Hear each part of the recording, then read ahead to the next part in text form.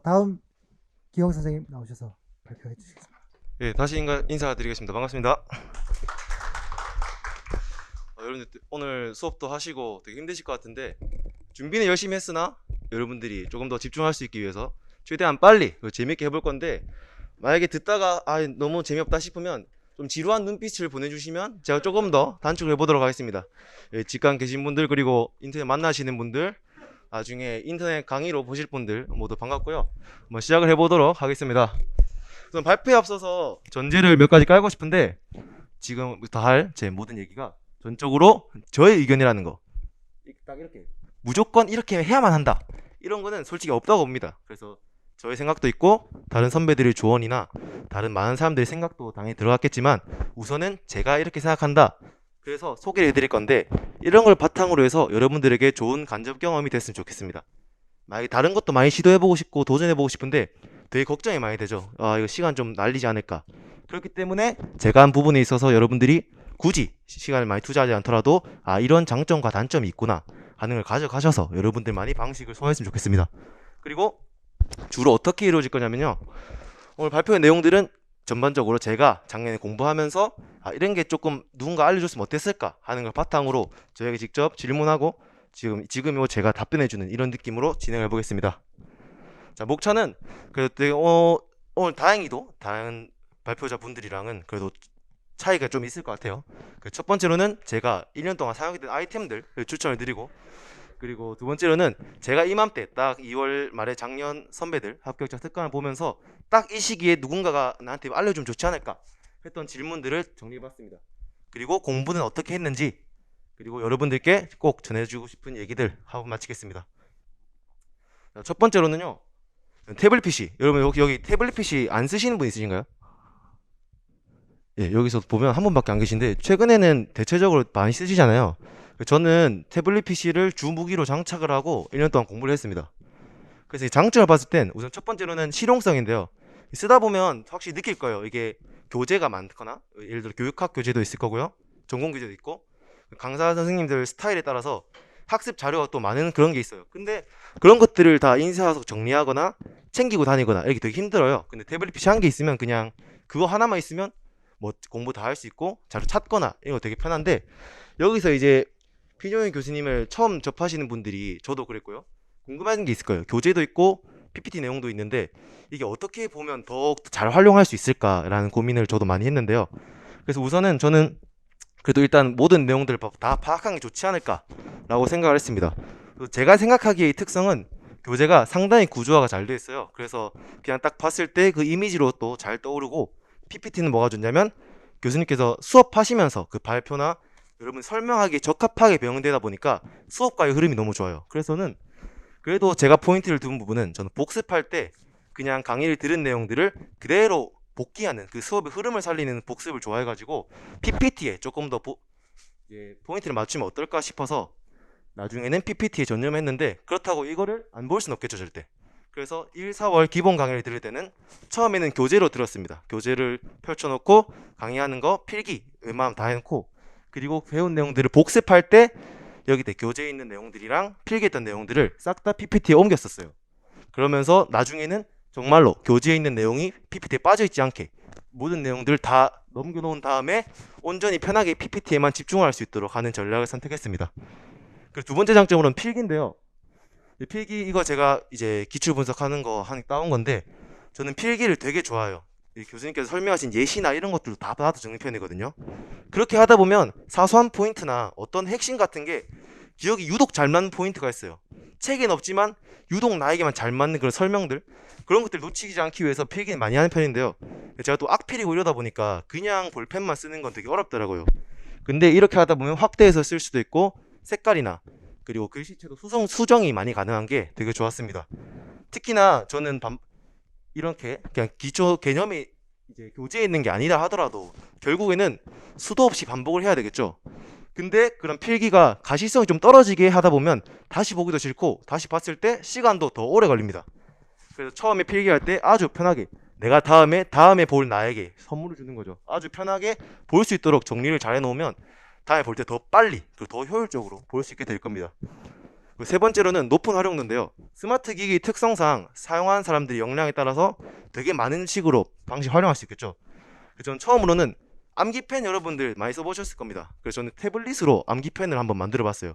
이렇게 하시는 분들이 많이 있을지 모르겠는데 암기펜이라는 그런 걸 쓰고 싶더라고요. 편하게 읽으면서도 빈칸 블라인드 러닝을 하고 교수님께서 주신 자료로도 블라인드 러닝을 하고 제가 생각하기에도 조금 더 하고 싶다 하는 부분도 했는데, 그래서 이거는 뭐냐면 이제 검은색 형광펜입니다. 검은색 형광펜을 칠해놓고 나중에 딱 보다가 아 이게 뭐지 하면 확대하면 보여요. 그리고 내가 이번 회차 돌릴 때는 그냥 이런 거 없이 편하게 보고 싶다 하면 그냥 밝기 조절만 하면 눈으로 다 보입니다. 보다가 내가 다음 회독을 돌릴 때는 이 부분을 지우고 다른 키워드 체크를 해보겠다. 그러면 또 지우고 다시 해보면 되겠죠. 그리고 저는 구조도 저도 앞에 친구와 마찬가지로 마인드맵 어플을 사용해서 구조들을 만들었습니다. 이건 나중에 공부 방법 설명할 때 조금 더 설명하도록 하겠습니다. 하지만 단점도 항상 존재하겠죠. 첫 번째로는 어색한 게 가장 큽니다. 우리가 어릴 때부터 공부하면서 태블릿 PC를 공부에 주로 사용하는 게 시기가 얼마 안 됐죠. 그래서 저는 아직까지도 시험을 칠 때까지도 확실히 종이책이 편했어요. 그래서 교육학 같은 경우에는 끝까지 종이로 많이 봤고요. 특히 필기를 한다거나 펜의 촉감도 다르죠. 그 걱정되는 부분은 우리가 결국에는 시험은 종이 시험을 봐야 되고 손도 펜도 쓰는 볼펜을 써야 된다. 이런 것 때문에 마지막에 가서는 결국 저도 종이나 이런 거에 조금 더 실전감을 높였는데, 그래도 여러분들이 좀 편하다 하시면 그래도 계속 쓰는 게 활용도 측면에서 더 좋지 않을까 생각을 하고요. 두 번째로는 전자화면을 너무 오래 본다는 단점이 있습니다. 우리가 강의를 들을 때도 이제 화면을 많이 볼 거고 회독을 하게 되면 이제 온전히 똑같은 걸 계속 보는데 그거를 이제 전자기기를 쓰다 보면 눈이 아플 수 있기 때문에 그런 거는 감안하면 좋을 것 같습니다. 다음으로 노트북 거치대인데요. 이거는 사진이 없어가지고 뭐 판매하는 건 아니고 했는데, 예, 저는 노트북보다는 태블릿 거치대로 조금 더 많이 쓰는 것 같아요. 특히 노트북 쓰는 경우에도 여러분들이 똑같은 자세로 오래 앉아있다 보면 되게 허리 몸에 안 좋죠. 그래서 이런 걸 통해서 여러분 자세 교정도 할 수 있는데, 특히나 독서대를 쓰는 이유가 그거잖아요. 딱 각도를 만들어 놓고 책을 편하게 볼 수 있게. 그래서 저는 태블릿 거치대로 써서 이걸 독서대처럼 만들어 놓고 태블릿에 올려서 편하게 독서를 하듯이 하는 거를 했습니다. 그 다른 건 되게 많은데요. 전 낮잠을 꼭 잤어요. 점심 먹고 간식도 먹고 커피도 먹고 낮잠 한 15분 20분 자면 오후에 저녁 먹기 전까지는 정말 집중이 잘 되더라고요. 그런데 낮에 또 햇빛이 지금 잠 못 자니까 수면 안대를 썼고요. 또 다른 것들은 보고 이제 일단은 나중에 넘어갈 건데, 자 일단 그래서 제가 썼던 거를 가져왔습니다. 그 직강생 분들은 만약에 한번 체험을 해보시고 싶으시면 드릴 순 없고 그냥 일단은 하겠습니다. 다음으로 제가 이맘때 딱 궁금했던 거를 해봤습니다. 딱 이 시기에 뭐가 궁금해요? 첫 번째로는 이유는 모르겠는데 항상 남의 공부 시간이 되게 궁금하죠. 그래서 항상 물어봤던 게 제 조언 구할 때도 공부 얼마나 하셨어요? 이런 게 되게 많이 궁금했어요. 그래서 이렇게 여기서부터 1월부터 이게 8월까지입니다. 사실상 보면 그렇게까지 엄청난 시간 아니죠. 근데도 제가 그래도 조금 긍정적인 포인트는 점점 늘려갔다는 것, 그리고 꾸준히 했다는 것. 이건데 왜 중단됐냐면 공부 시간에도 재는 것에도 장점과 단점이 있습니다. 장점은 확실히 공부를 더 하긴 합니다. 내가 어떤 시간에 어떠한 행동을 했고 얼마 시간을 날렸고 얼마 시간 잘 썼나 객관적으로 확인할 수 있어요. 그만큼 스스로에게 채찍을 줄 수 있습니다. 이거 조금 더 열심히 하자 해서 결국에는 조금 더 공부를 하긴 하는데 단점이 저한테는 조금 단점이 셌어요. 그래서 9월에 삭제를 했는데 이게 확실히 시간이 주는 그런 압박감이 강합니다. 아, 나 왜 오늘 이거밖에 안 했지 하고 밥 먹을 때도 내가 몇 분 먹었는지 체크를 하게 되고 쉴 때도 그런 거 체크를 일일이 하다 보니까 사람 사는 것 같지가 않아서 사실 3월부터 지우고 싶었는데 고민을 역설사를 하고 9월에 지웠어요. 여러분들이 뭐 나는 그럼에도 불구하고 이 스트레스를 감수하고 그래도 10분 조금 더 공부하겠다 하면 쓰는 걸 당연히 좋습니다. 하지만 가장 중요한 포인트는 다른 사람과의 시간을 굳이 비교하지 않았으면 합니다. 저도 1, 2월 달에는 공부를 조금 했지만 스스로 만족하고 충분히 잘했다고 생각했어요. 근데 3월 들어가면서 다른 사람의 공부 시간을 듣게 되니까 그때부터 제 불행이 시작이었습니다. 여기서부터 너무 힘들어지고 스트레스 많이 받았어요. 그래서 공부는 점점 늘리긴 했지만 너무 심적으로 1년이라는 시간 동안 가기에는 스트레스가 최대한 안 쌓이는 게 좋다라고 생각합니다. 다음으로는 하루 일정인데 제가 학교 생활을 하다 보니까 이렇게 카테고리가 아닌 것 같아요.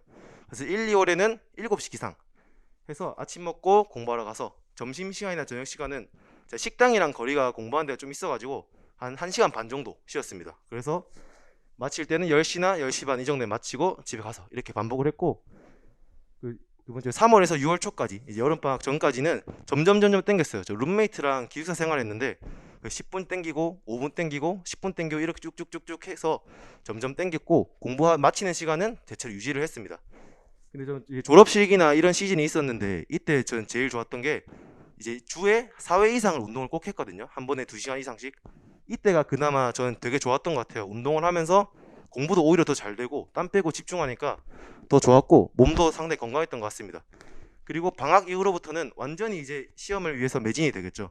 이때부터는 점점 기상 땡기다가 다시 55분까지 쭉 땡겼어요. 이 땡긴 이유는 솔직히 그만큼 공부를 더 열심히 했다고 볼 수는 없고 그냥 왠지 앞자리가 5로 시작하면 열심히 한 것 같아가지고 땡겼는데 오히려 독이었던 것 같습니다. 저한테 제 스케줄에 맞춰서 해야 되는데 왠지 계속 빨리 하면 더 좋지 않을까라는 생각에 땡기다 보니까 이때부터 너무 피곤해져서 여름방학 때부터 아침밥도 안 먹고 공부를 했거든요. 그래도 그 시간에 공부가 낫지 않을까 했는데 결국 그냥 컵라면 사서 끓여 먹고 그냥 잠도 하다가 낮잠을 더 자게 되고 해서 땡기는 것도 추천을 드리긴 하지만 그래도 결국에는 자기만의 스케줄 좋다. 9시에 일어나더라도 자기한테 그게 최고면 그게 베스트고 마지막에 정말 시험을 컨디션을 위해서는 마지막 남은 한 달 정도만 그 시험 스케줄에 맞게 살면 충분히 몸이 적응할 수 있기 때문에 그렇게 맞추면 될 것 같습니다. 그 치팅데이 저는 일주일에 한 번을 꼭 쉬었어요. 왜냐하면 1년 동안 안 쉬고 산다는 거는 너무 인생에서 암울한 것 같아가지고 일요일에 원래는 쉬었습니다. 1, 2월 달에는 일요일에 하루 딱 쉬었어요. 그래서 그날에는 그냥 정말로 자고 싶은 만큼 자고 농구하고 그냥 봐지는 거 놀러 다니고 이렇게 했는데 이렇게 하다 보니까 단점이 월요병이 정말 세게 옵니다. 월요일 너무 반복된 게 싫어서 방법을 바꿨는데 똑같이 하루를 쉬어요. 근데 토요일 저녁부터 일요일 오후까지 쉽니다. 그래서 24시간을 휴식한다라는 생각을 하지만 결국에는 공부는 매일 하죠. 그러다 보니까 흐름도 안 끊기고 자연스럽게 적응도 됩니다. 근데 쉬는 시간을 더욱더 유동적으로 활용할 수 있겠죠. 토요일 조금 더 일찍 마칠 수도 있고 토요일 조금 더 늦게까지 할 수도 있고 이렇게 하다 보니까 또 마치 휴식은 이틀 하는 것처럼 그런 생각이 들어서 좋았던 것 같습니다. 공부 방법은 제일 궁금했던 부분인데 그래서 더욱더 집중 조명을 해보겠습니다. 공부 방법 부분에서는 제가 여러분한테 뭐 세세한 내용이나 뭐 이런 걸 설명드릴 건 당연히 없고요. 저는 크게 제가 1년 동안 유지했던 큰 골격들에 대해서만 보겠습니다. 첫 번째로는 구조도예요. 이거는 여기서 스포츠 사회학 부분인데 여기서 저는 마인드 어플을 사용해서 구조도를 직접 다 만들어서 했습니다. 이거를 어떻게 활용했냐면 저는 기본 강의를 들을 때 아까 말씀드렸듯이 교재 필기하고 PPT에 옮겼다고 했잖아요. 그러고 나서 그 내용을 바탕으로 바로 이렇게 프로그램을 사용해서 구조도를 만들었습니다. 그렇게 해서 복습이 사이클을 딱 끝냈어요. 그 다음에 두 번째로 암기인데 솔직히 공부하다 보면 이제 태블릿 말고 하다가 저만 그런지 모르겠는데 안 보고 맞추기 위해서 손으로 가리고 이렇게 하죠. 근데 그렇게 하는 것보다는 그냥 버튼으로 눌렀다 폈다 하는 게 훨씬 편합니다. 그 짜투리 시간 지금은 1에서 6월까지로 기본 강의가 더 길어졌잖아요. 근데 그렇게 하다 보면은 그런 생각이 들어요. 내가 1, 2월에 배웠던 내용을 까먹진 않을까 이런 생각이 듭니다. 암기할 양이 되게 많아지고 점점 안 본 기간이 길어지면 길어질수록 그 내용은 완전히 까먹겠죠. 분명히 이거 내가 배운 내용 같긴 한데 그냥 왜 기억이 안 나지 수준이 아니라 정말로 누가 내 책에 몰래 낙서를 하고 갔는가 이런 생각이 들 정도로 까먹습니다. 그렇기 때문에 틈틈이 내가 그런 불안감이 든다.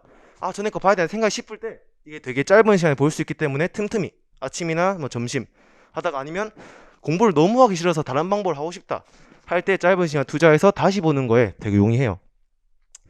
장점으로는 10개가 있는데 지금 제일 중요한 포인트 하나만 집중적으로 설명해 드리겠습니다. 줌인의 줌아웃 교육학에서 라이길루스 정교화 이론 나오는 부분이죠. 이게 그냥 자세한 내용만 보는 것도 당연히 중요하죠. 하지만 조금 떨어져서 크게 보는 것도 너무 중요합니다. 줌인을 하게 되면 여러분들이 이해를 정말 잘할 수 있겠죠. 그 내용에 필요한 예시들 같은 거 아주 세세한 부분까지 다 숙지할 수 있습니다. 하지만 그렇게 줌인만 하다 보면요 문제를 볼 때는 결국에는 어떠한 과목에서 어떤 카테고리를 봐야 되는가를 봐야 되는데 그냥 눈이 경주마처럼 이렇게 갇혀서 크게 볼 수가 없어요. 그래서 그런 사고의 유연성도 넓히고 다양한 내용과의 연계 그리고 비교 그리고 다른 과목끼리 겹쳐서 나오는 게 있죠. 그런 것들을 보기 위해서 줌아웃도 필요합니다. 하지만 아웃만 하게 되면요 되게 내용이 얕아지겠죠. 그냥 단순히 제목 수준만 기억하게 되고 그 내용들 결국에는 이거 카테고리 5개는 기억나는데 답은 못 맞추죠. 그러면 드는 생각이 내가 아는 건데 틀렸네 이렇게 생각이 됩니다. 하지만 그거는 모르는 거겠죠. 그래서 그런 카테고리 기억함과 동시에 지문에서 나온 내용이 무엇인지 이해하기 위해서 줌인과 줌아웃을 자유롭게 할 수 있다는 것이 구조도 프로그램의 장점이 되겠죠. 나머지는 또 보시면 될 것 같고, 단점으로는 이렇게 하다 보면 훨씬 편한 것 같죠. 그래서 확실히 회독하는 시간도 줄어들고 합니다. 그래서 조금 편하게 공부를 하고 싶어서 구조도만 보는 사람들이 있어요. 근데 이렇게 되면 방금 말했듯이 줌아웃밖에 안 되기 때문에 의존하게 되면 망한다. 그리고 남이 만든 걸로 하면 망하는 건 아니겠지만 그래도 조금 안 좋은 게, 본인이 안 만들면 이 가치를 모릅니다. 저는 하나에 만들 때 그 전 과목을 하는데 6달이 걸렸어요. 근데 이거를 그냥 남들이 주면 남들은 그냥 받았기 때문에 딱히 별 신경 안 씁니다. 그래서 그만큼 가치를 부여하지 않아서 보지도 않고요. 그리고 남의 구조를 내 머리에 끼워 맞추는 거는 정말 힘들죠. 그냥 나의 생각을 내가 원하는 방식대로 정리해야 하기 때문에 그런 효과가 있었던 건데, 남이 이해한 방식을 저한테 끼워 맞추면 오히려 역효과가 날 가능성이 큽니다. 그리고 오개념을 계속 인지할 수도 있고, 마지막으로 내가 굳이 가치가 없다면 쓸데없이 보게 되는 현상이 발생하겠죠. 그 두 번째로는 앞에 처음에 구조도, 두 번째는 스터디입니다. 저는 스터디를 1월부터 11월 시험 칠 때까지 4명이서 스터디를 유지를 했어요. 그래서 스터디마다 각자 방향성이 있을 거예요. 저희 방향성은 이제 4명 다 피종희 교수님 수강을 했거든요. 그래서 우리가 배운 내용을 정말 확실하게 익히자. 뭐 다양한 내용들 보는 것도 좋겠지만 우리는 지금 시험 치는데 다양한 거 먹기보다는 그냥 우리가 배운 걸 정말 확실히 하자라는 주제를 가지고 했습니다. 이 주된 방식은 가장 중요했던 거는 저희는 문제 스터디를 가장 중점을 뒀고요. 암기는 여름 방학에서부터 점점 붙여갔습니다. 부수적으로. 그렇게 해서 다양한 시기마다 스터디 방식을 좀 많이 바꿨어요. 그래서 어떻게 했는지 이 시기에 어떻게 했는지 설명드리고 장단점을 말씀드리겠습니다. 처음으로 기본 강의 시기 1, 4월 시기가 되겠죠. 그래서 이때는 모르는 내용을 받아먹기도 하고 기본 개념에 대한 이해가 정말 중요합니다. 그래서 굳이 다른 거 안 하고 진도에 맞게, 예를 들어서 운동생리학을 순환계와 내분계를 배웠다 이번 주에, 그러면 그 범위만 공부를 해요. 그래서 4명이서 파트를 또 나누는 페이지를 누구 10페이지 누구 20페이지까지 이렇게 해서 안 겹치게 분배를 합니다. 그러고 나서 문제를 직접 만들죠. 거기에 대한 내용들, 특히나 이해를 위주로 하는 문제들을 만들어서 저희는 20문제씩 했거든요. 인당 80문제를 하게 되면 그날 배운 내용들은 다 돌릴 수 있고, 그 답안지도 서로 공유하면서 직접 모였을 때는 얘기도 하고, 이게 왜 이런 문제를 냈니, 이게 왜 답이 이거니 하면서 이해하다가 막히는 부분이 있으면 이제 교수님께 또 연락을 드리고 이런 식으로 진행을 했습니다. 이게 예시거든요.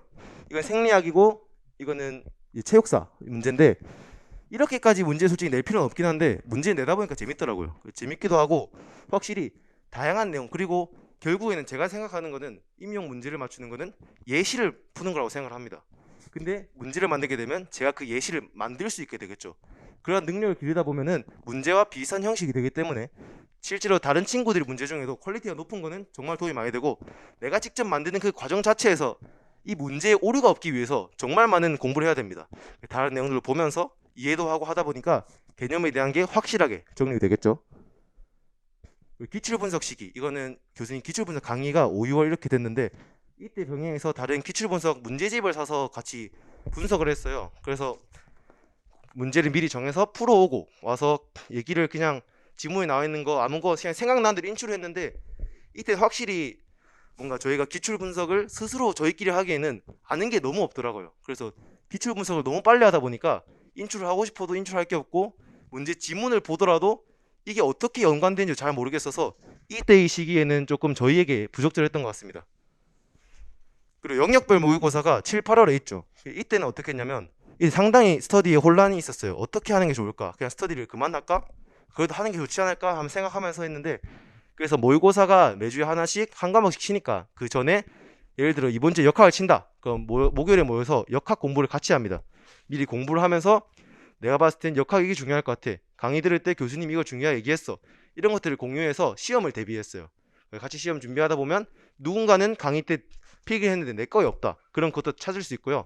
그러다 보면 실제로 모의고사에서 적중이 많이 됩니다. 물론 모의고사 적중이기 때문에 큰 의미는 없지만 그렇게 하다 보면 시험에 대한 자신감도 생기고 성공 경험도 쌓입니다. 근데 그것만 하기엔 부족한 것 같아서 목차를 만들어서 암기를 했어요. 이것도 제가 만든 건데 그냥 과목마다 너무 세세한 거는 아까 구조도로 했고, 그것보다도 더 크게, 그냥 더 크게 해서 인문 같은 거를 스포츠 대학인데 이거를 외워가지고 설명한 거죠. 그냥 이런 자료 없이 정말로 이걸 미리 외워와서 그냥 스터디원들 앞에 두고 오늘 스포츠 사회학을 발표해서 하겠습니다. 그래서 크게는 이렇게 5가지 파트로 나눠지고요. 그 세부 내용에는 이런 게 있습니다. 하면서 전체적인 골격이 머리에 그대로 남을 수 있도록 스터디를 했습니다. 저는 그래서 8월 이후에는 그나마 제대로 정립이 됐는데 8월 이후부터는 연도별 기출 분석을 같이 했어요. 방식은 일반 문제 스터디처럼 했는데 확실히 이때는 실력이 상당히 향상되어 있기 때문에 그만큼 효과가 높습니다. 그래서 이게 저희가 기출 분석한 자료인데 연도별로 21년도부터 거꾸로 갔다가 다시 돌아오면서 하면서 계속 반복을 했어요. 공부를 하다 보면 더 많이 보이죠. 더 많이 할수록. 그래서 여기 줄을 칩니다. 지문에 문제가 아닌데 문제로 나올 수 있는 내용이 뭐가 있을까? 보시면 처음에 집중하기 어려웠어요가 있는데 내가 기출 문제를 변형한다면 이 부분에서 주의 집중 향상 전략을 내보고 싶다. 이런 것들을 모두가 다 체크를 하죠. 그러면서 파일을 정리를 해서 깔끔하게 문제를 정리를 합니다. 그 다음에 내가 생각했을 때 가장 어렵다, 제일 필요하다 싶은 것만 선정을 해서 카톡방에 공유를 했어요. 그렇게 해서 모였을 때는 또 나같이 문제를 풀고, 이때는 답안은 미리 공유 안 하고 그냥 문제만 풀어와서 모였을 때 난 이게 답인 것 같아, 이런 식으로 했을 때 확실히 이번엔 전 기출에 대한 체감이 되게 많이 됐던 것 같습니다. 기출은 그만큼 중요한데 하기도 되게 귀찮죠. 딱 봐서 여러 번 하기가 귀찮습니다, 이런 과정을.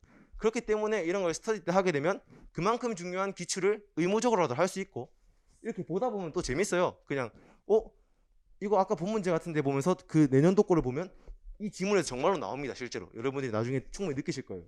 그래서 그만큼 중요한 기출 분석, 마지막엔 이걸로 효과를 많이 봤다. 그 스터디 장점인데 뭐 당연히 많겠죠. 그 중에서 2개만 설명드리겠습니다. 첫 번째로는 표현할 수 있는 기회. 저는 말로 하는 스터디를 되게 좋아해요. 근데 이게 그냥 재미뿐만 아니라 정말 필요한 게, 본인은 생각했는데 막상 말하기 너무 힘든 경우가 있죠. 근데 그거를 내가 시험장이라고 생각해 보면 그거는 그냥 모르는 게 되겠죠. 내가 안다고 생각했는데 막상 답을 못 쓴다. 그럼 결국엔 틀리게 됩니다. 그런 거를 우리가 스터디에 모여서 할 때 직접 말을 해보는 거죠. 그리고 옆에서 질문을 할 수도 있고, 그냥 스스로 말하다 보면 갑자기 깨우치게 됩니다. 왜냐면 처음엔 눈으로만 공부를 하던 거여서 말을 하기 위해서는 눈으로 본 거를 머리로 생각해서 입으로 해야 됩니다. 다양한 감각기관을 사용하면서 그 내용에 대한 기억도 훨씬 풍부하고 오래갑니다. 다른 사람들 앞에서 얘기를 하다 보면 내가 모르는 부분은 누군가는 캐치를 해주겠죠. 그런 부분이 되게 좋았고, 그리고 저희가 가장 중점을 뒀던 게 문제 스터디였기 때문에 문제를 출제하는 과정에서 상당히 수준 높게 이해를 할 수 있다는 거, 그게 제일 좋았던 부분입니다.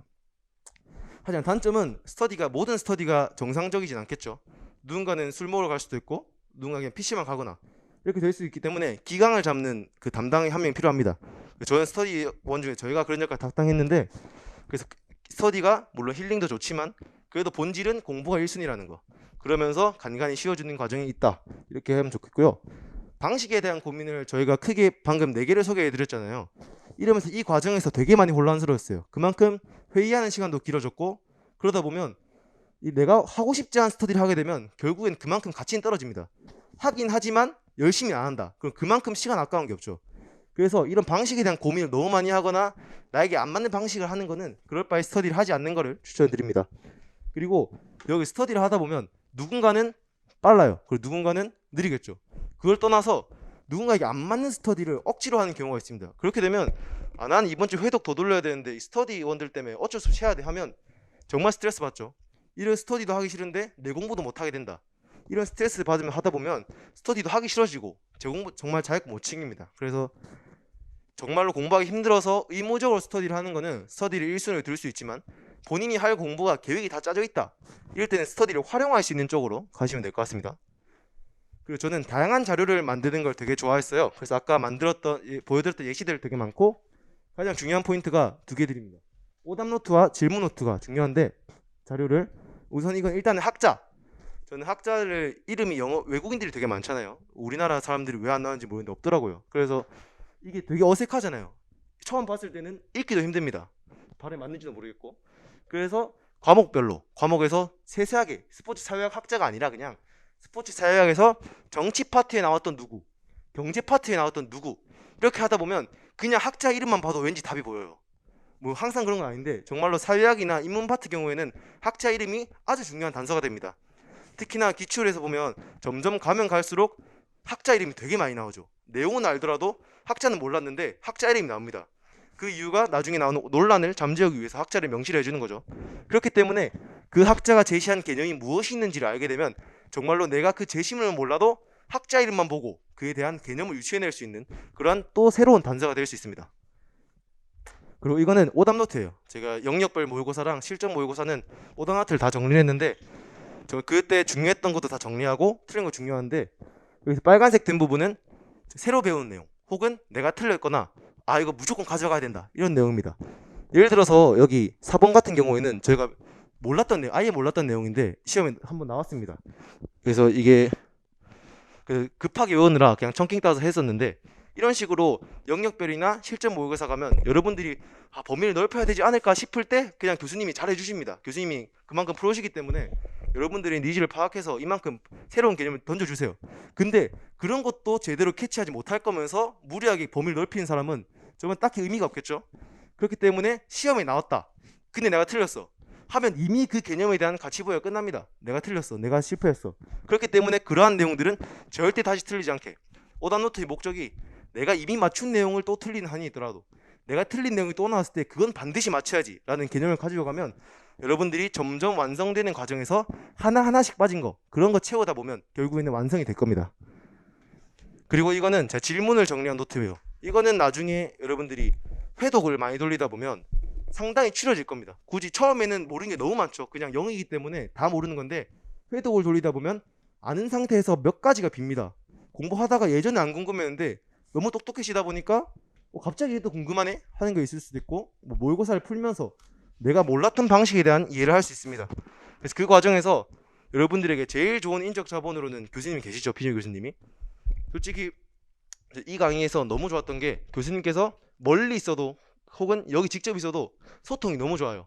교수님이 조금 더 피곤해질 수 있긴 한데 그냥 그래도 직강 와서 여러분 몰랐던 거 다 정리해서 직접 물어보시면 정말로 어느에서도 찾을 수 없는 그런 방식 설명을 잘 해주십니다. 그래서 몰랐던 거 질문을 해놓고 비준 교수님 어떻게 설명해 주셨는지 쭉 정리를 빨간색으로 해놨어요. 그래서 주기적으로 이러한 자료들을 되게 많이 복귀해주면서 공부를 했습니다. 다양한 자료가 많으면 장점으로 재밌죠. 일단은 그냥 반복해서 공부하는 것보다 타이핑도 치고 하면 지루한 것도 좀 줄어들고 그 똑같은 방식으로 생각하는 것보다는 다양한 방식으로 생각할 수 있고요. 제일 중요한 포인트 오답노트나 질문노트와 관련해서 내가 모르는 내용은 그냥 놓치면 안 돼요. 내가 어딘 강하고 어딘 약한데 똑같은 비중을 두고 반복하게 되는 거는 큰 의미가 없겠죠. 우리에게 제한된 시간을 더 잘 쓰기 위해서는 내가 강한 점과 내 약점을 확실하게 이해하고 내가 부족한 부분을 따로 많이 봐야 됩니다. 그러면서 하나하나 다 채워나가야 시험장에서 모르는 게 없겠죠. 하지만 단점으로는 귀찮기도 하고 시간 낭비가 될 수도 있고 그냥 막 만들다 보면 어차피 나중에 안 봅니다. 그래서 그런 거에서는 여러분들이 정말 필요한 부분 특히나 내가 약점이 된다는 부분을 집중적으로 자료를 만들어서 1, 2주 주기를 가지고 여러 번 보는 걸 추천드려요. 회독인데 제가 회독을 체크한 표거든요. 보시면 저 사실 회독이 많지는 않아요. PPT 되어 있는 부분이 그냥 일반 개념들을 반복한 거고 구조도는 제가 만든 구조도 기출은 기출 강의 때 내가 따로 정리를 막 했거든요. 기출에서 나왔던 중요한 개념이나 내가 몰랐던 거를 또 자료를 만들었어요. 그래서 그것도 반복했고 예전에 오답 교수님께서 내주신 모의고사 풀고 그 오답 하거나 아니면 나중에는 7, 8월 또 풀었던 거를 그런 식으로 반복을 했고 목차 외운 거 이렇게 하다 보면 사실상 많이 안 했죠. 저 자료를 많이 만들었는데도 확실히 많아지다 보니까 이만큼 비중이 좀 떨어지게 됩니다. 그리고 기본 개념도 사실 10바퀴도 못 돌렸습니다. 그래서 이거를 어떻게 했냐면 나중에 전 7월 때부터 시작이 됐는데 저도 너무 느렸어요. 그래서 처음에 한 바퀴 돌렸을 때는 이게 2달이 넘게 걸렸습니다. 그래서 걱정을 되게 많이 했는데 그 7월에는 그 과목마다 일정을 정해서 맞추고 나중에 10월쯤 됐을 때는 그냥 과목마다보다는 한 바퀴를 돌리는 게 시간이 많이 줄어서 했는데 이때 전 지킨 적이 한 번도 없습니다. 계획했던 거를. 그만큼 오래 걸렸는데 진짜 중점되어야 될 게 횟수가 그렇게까지 중요한 건 아니에요. 물론 많이 본 만큼 중요하겠지만 그냥 똑같은 내용을 반복하는 거는 그렇게까지 큰 의미가 없습니다. 물론 어떻게 하든 간에 결국에는 같은 내용을 반복한다는 건 똑같아요. 하지만 내가 어떤 건 잘 알고 어떤 건 잘 모르는 상태에서 그냥 똑같이 반복하는 거는 그 수준을 유지하는 수준밖에 안 됩니다. 하지만 우리가 공부하는 목적이 유지만이 아니잖아요.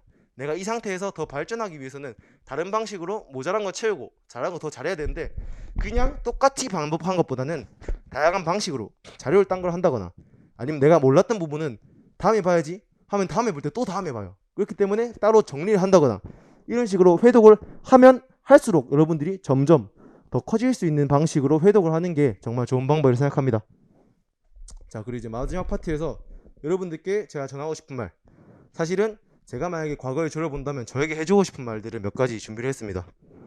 첫 번째는 급할수록 돌아가라. 이 말을 이제 화이트보드에 적어놓고 맨날 봤는데도 안 되더라고요, 참. 오히려 여러분들께 선배들이 많이 조언해 주는 게 괜찮아, 천천히 해, 이건데 그런 말 들을 때마다 지는 합격했으니까 그런 말 하지, 이렇게 하는데 물론 정말 맞더라고요. 저도 이제 후배 하다 보면 천천히 이런 말 하는데 또 막상 제가 그 상황에 다시 된다면 그 말을 못 믿을 것 같습니다. 너무 불안하니까. 하지만 그냥 천천히 해도 된다, 이거는 그렇게 해도 붙는 시험이다라는 말이 절대 아니에요. 정말로 힘든 과정이고 붙기가 너무 힘든 시험인데, 그렇기 때문에 여러분들이 더 잘하기 위해서 쉬어줘야 됩니다. 그만큼 쉬는 과정에서 당연히 뇌에도 잘 기억이 되고, 내가 쉬어야 그 다음에 또 공부를 할 수 있어요. 장기적인 걸 생각해서 내가 이 하루, 이 한 시간 버린다 생각하지 말고 이걸 나중에 더 잘하기 위해서 쉰다 라는 생각을 가지고, 여러분이 너무 힘들고 지칠 때는 잠깐 쉬어가는 게 더 잘하기 위해서 정말 똑똑한 선택이다 라는 생각을 합니다. 그리고 정말로 방법이 너무 다양하죠. 이미 3명 발표하는 과정에서도 방법이 상당히 다양했어요. 오늘 이 학원에 오는 과정에서도 누군가는 서울에서 바로 왔을 거고, 전 집이 창원이라서 KTX 타고 쭉 왔거든요. 여기 이 학원에 똑같은 시간에 모이는 과정도 모두가 다 달랐을 겁니다. 근데 이 긴 시간 동안 공부를 하고 각자 이해가 있는 상태에서 정해진 길은 절대 없겠죠. 누군가가 이렇게 꼭 해야 돼 라는 거를 당연히 받아들일 필요도 없습니다. 정말로 자기만의 길을 찾는 과정이 중요해요. 이 수능 시험과 다르게 인프라도 되게 약한 편이고 시중에 교재나 이런 거 되게 부족해요. 그리고 방법도 찾아보기 힘들죠. 그렇기 때문에 가장 중요한 거는 이건 내가 하니까 오케이, 이건 맞다, 이런 생각을 해야 됩니다. 그게 틀릴 경우가 사실은 되게 낮아요. 그냥 그걸 못 믿기 때문에 그 가치를 실현 못할 뿐이지, 내가 그냥 똑같이 많이 보든 어떻게 하든 간에 결국에 나를 믿고 가다 보면 거기서 성장은 반드시 있습니다. 그렇기 때문에 내가 가는 길을 의심하지 말고 그냥 가보자, 남들에게만 의존하지 말자, 이런 생각을 했으면 좋겠습니다. 그리고 사람은 기계가 아니라는 것. 저는 이제 1월부터 공부를 하면서 쭉 시험 갈 때까지 정말로 지치지 않겠다라는 생각을 했습니다. 왜 지치지? 그냥 힘들어도 공부하면 되지. 힘들어도 그냥 깨우면 일어나는 것처럼 아무리 피곤해도 일어날 수 있잖아 라는 생각을 했는데, 물론 할 수야 있겠죠. 하지만 우리는 기계가 아니기 때문에 배터리 충전도 따로 없고요. 정말 힘들 수 있습니다. 그래서 내가 쉴 때 잘 쉬어줘야 되고 심리적인 걸 감안을 잘해야 돼요. 스포츠 심리학 배우듯이 우리가 그냥 막 때려본다고 되는 게 아닙니다. 그러면 그럴수록 과훈련 와서 소진탈진 오겠죠. 그래서 그냥 내가 쉴 때 잘 쉬어주고 어떻게 하면 내가 이 누적된 스트레스를 잘 해소할 수 있을지, 그런 방안들을 고민하면서 정말 건강하게 공부를 하는 게 나중에도 2차 준비를 할 때까지도 2월 발표 날까지 그 긴 과정에서 살아남을 수 있다는 것. 그리고 마지막으로, 이건 피셜 교진 스타일로 한번 해봤는데, 여러분들께 해주고 싶은 말은 중간중간에 확실히 좌절하거나 절망하는 포인트가 항상 있어요. 왜 시험을 떨어질 수도 있고, 아니면 내가 예상했던 것과 달리 성적이 되게 낮게 나오거나 이해가 너무 안 되는 포인트가 있습니다. 그럴 때마다 정말 떨어지는 기분이 들죠.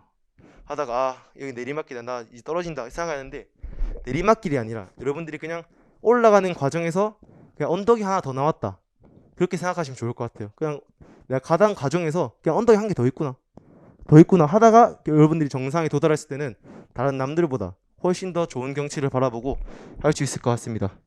그럼 혹시 이거 이렇게 발표를 마치게 될 건데 궁금한 거 있으신가요? 예.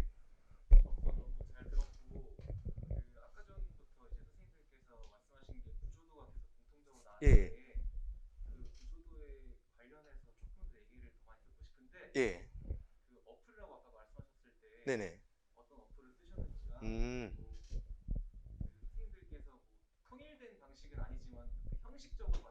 예. 예.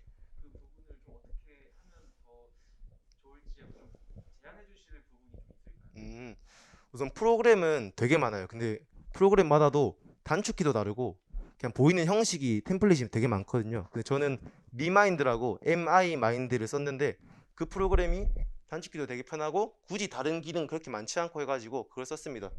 근데 하는 과정에서 구조들을 만들 때 고민이 되는 부분이 있어요. 하다가 어디까지 만들지라는 고민을 되게 많이 해요.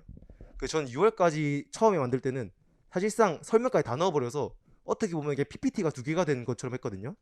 그러다 보니까 학습량도 너무 많아지고 구조도의 의미를 잃었습니다. 그래서 6월 지나고는 한번 확 개편을 했어요. 내용을 정말로 구조도로서의 역할만 하자라고 해서 다른 세세한 설명이나 이해는 내 머리에 맡기고 다쳤습니다. 그래서 핵심 개념만 딱 볼 수 있도록 했는데 그 정도만 돼야 되는 것 같아요. 제가 생각할 때는 너무 자세하게 들어가 버리면 정말 굳이 이게 되기 때문에 만드실 때는 내가 시간을 아끼기 위해서 어떠한 나만의 목적을 가지고 그 방향성을 담은 구조도를 만드는 게 좋다고 생각합니다. 그리고 방식은 사실상 확실히 비슷하긴 해요. 왜냐하면 같은 강의를 듣는 입장에서는 배운 것도 비슷하고 배운 방식도 똑같기 때문에 비슷하긴 한데 저는 그래도 저만의 차트를 만들고 싶었던 게 어떤 예를 들어 순서가 제시된 게 1, 2, 3이 있으면 나는 그래도 1, 3, 2가 좀 더 괜찮은 것 같으면 전 그렇게 만들었습니다. 그렇게 했을 때 물론 정확한 방향은 아닐 수 있지만 제가 이해가 너무 잘 되더라고요. 그래서 구조들을 만들 때는 남의 거 방식을 참고해도 좋지만 그것보다는 정말로 쌤이 원하시는 구조를 딱 시각화할 수 있게 그렇게 만드는 게 좋을 것 같습니다. 예, 그리고 이거 말고도 발표 이 자료는 밴드에 올릴 수도 있고 구조도 파일이나 문제 같은 거는 공유를 해드릴 거니까 그거 혹시 필요하신 분은 연락하시면 제가 드리겠습니다. 예. 또 다른 질문 없으면 마치도록 하겠습니다. 여러분들도 다 합격하시기 바랍니다. 감사합니다.